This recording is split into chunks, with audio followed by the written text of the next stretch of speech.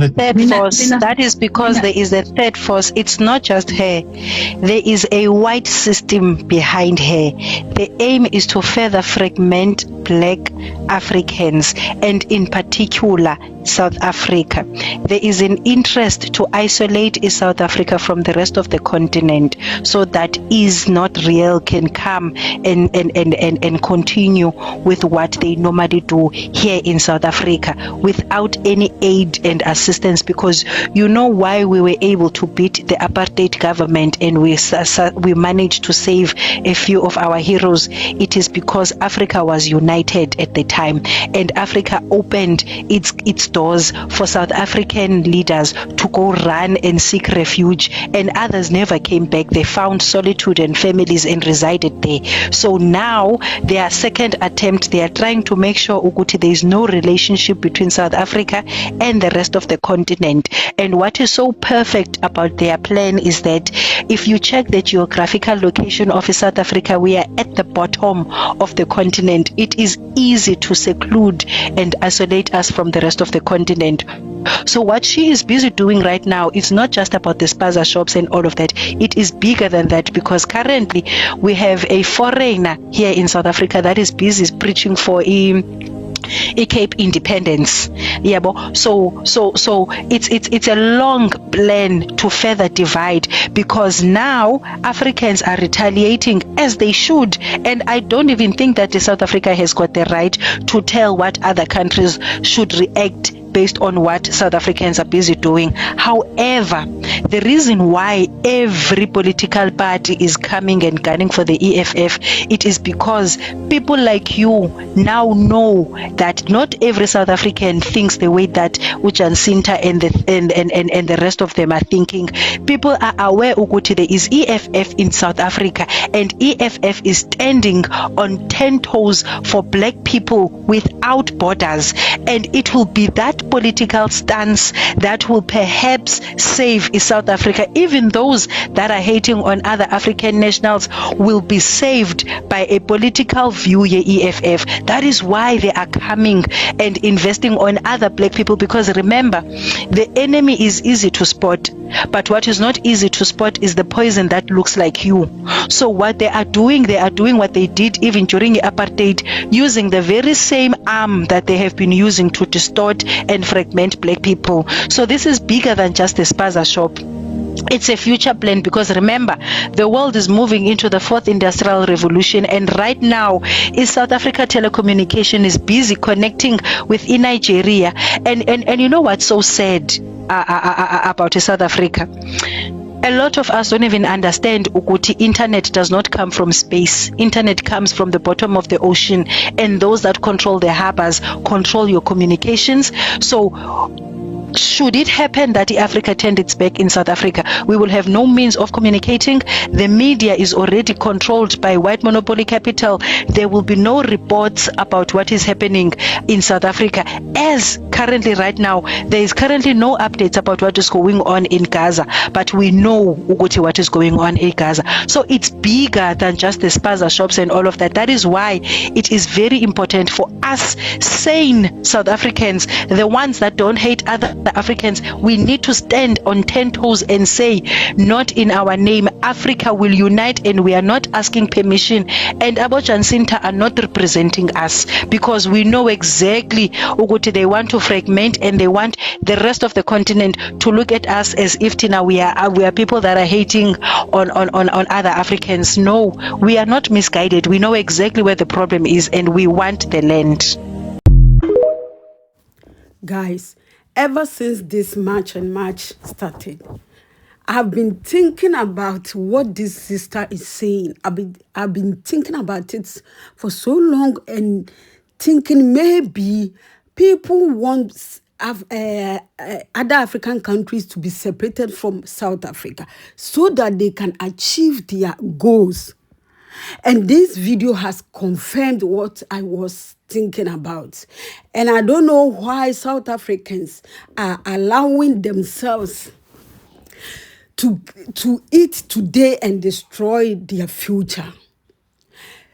Maybe people can hire you to do some work. You think it will help you today, but tomorrow you will face the consequences, because whatever we are doing in this life today, tomorrow we will, either it will benefit us or it will go against us. Anyways, please like this video and share, and kindly subscribe to my channel. And then I will just leave you to watch all these videos and write your thought under the comment section. But this is so sad. As Africans, as South Africa, no one is saying it is okay for illegal immigrants to be in your country. No one will support that. But if even you will do this job, you need to do it according to the law. Don't take the law into your own hands and treat your fellow people like it will please you. Who knows tomorrow? No one knows tomorrow. Guys, watch the videos. And Martin Marshall has donated to quite a few political parties, but he's donated at least 40 million to Action SA, a party that doesn't even have, a seat in parliament. A very small party, but that is incredibly vocal and incredibly active online and in the media space, and has become like this larger than life voice. And Martin Marshall is an Israeli billionaire and a dyed-in-the-wool Zionist. He has aspirations to turn South Africa into whatever his vision is, which is a country that would be run by a coalition of Inkatha, Action SA, the DA, and the SA DP. So, the SACP. So he's written about this. He's quite open about this, and it's quite interesting that conveniently the conversation has shifted away from the ultra wealthy who are making these kind of political donations, and I would suggest that the other entity that we should look at is the billionaire Zulu royal family and entities like that, who also seek to benefit from these kind of not just xenophobic but tribalistic divisions, because the Zulu royal family derives its power not from the state, not from votes, but from ethnicity.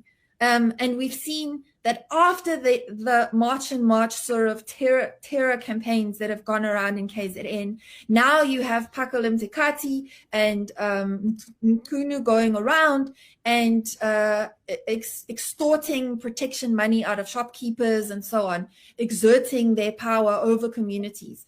And at the same time, they're being gifted 700,000 Rand vehicles from attaches of the Zulu royal family.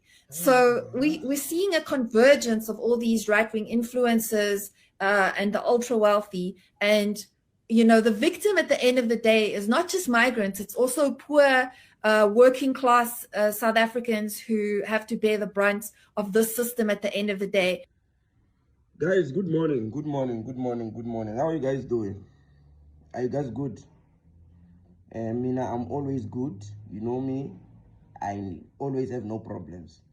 So, but I have an issue with you black people, African people, you Africans, all of you Africans, black people.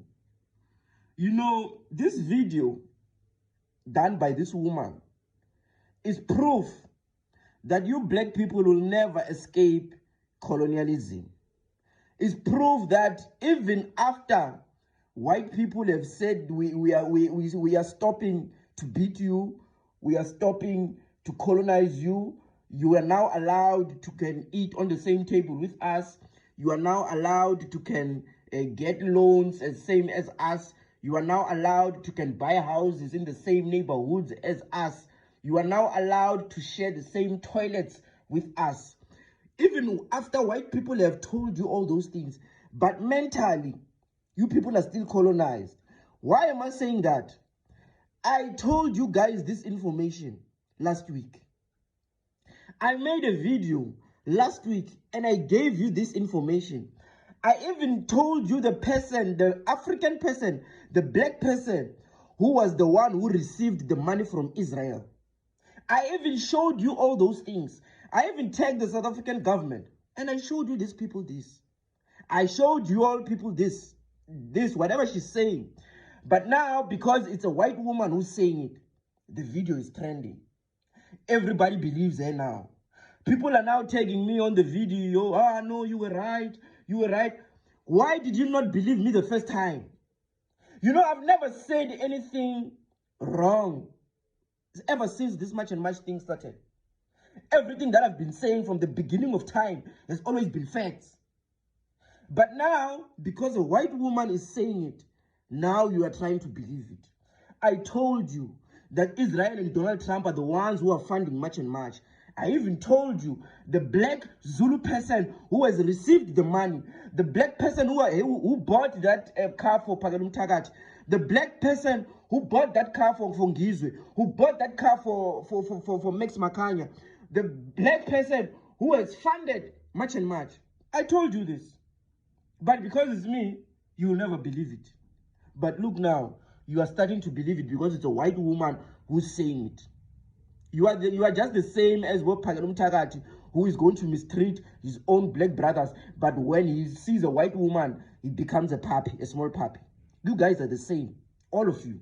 You are the same. I keep on telling you people, this March and March things, it's politics. The reason why when you don't think it's politics, it's because Jacinta has not yet started her own political party. She has not yet joined a political party, like Zandile, the one of Dudula who joined Action SA. There's a political party that Jacinta is going to join if she does not start her own when they finish these March and March things. There is a political party that she's going to start on her own, or she's going to join a political party, because I saw the page of March and March on Twitter. They shared this other politician from KZN and they were telling people to vote for him. She might join that political party because Pagalum Tagat is already an IFP member. He's supported by IFP. And Ngizwe is supported by Mkonto Wesizwe. Jacinta, I'm not sure that name of the political party. But these are all politics. So when just because they came as an organization and they started marching, you think these are not politics. Every politician, when they want to get into power, this is what they do. They all scream Mabaham. Cyril Ramaphosa did it. Julius Malema did it. Gayton Mackenzie did it. Gayton Mackenzie was even at the border busy chasing foreigners. With these people holding AK-47s, busy chasing foreigners. Being on stages telling people that when you guys give him power or swear him into power, he's going to go to the whatever Rehad Musa hospital and he's going to switch off the. At this point, if what they are saying is really what is happening, then I think these people need to wake up. I think South Africans need to wake up, because if you people you can do whatever you want, treat your fellow black brothers and sisters, you can treat them as it will please you, you can do whatever you want. At the end of the day, they will go back to their country because they are not from South Africa. Maybe before they started migrate into South Africa, or before they thought about going to South Africa, they think, oh, maybe South Africans are our own brothers and sisters, so maybe we can also go there and then seek for greener pasture. Maybe they didn't know you people don't want them there, because a lot of people travel before they know the real word in other side. People living in their country, maybe they are uneducated, they don't know what is really happening in this world.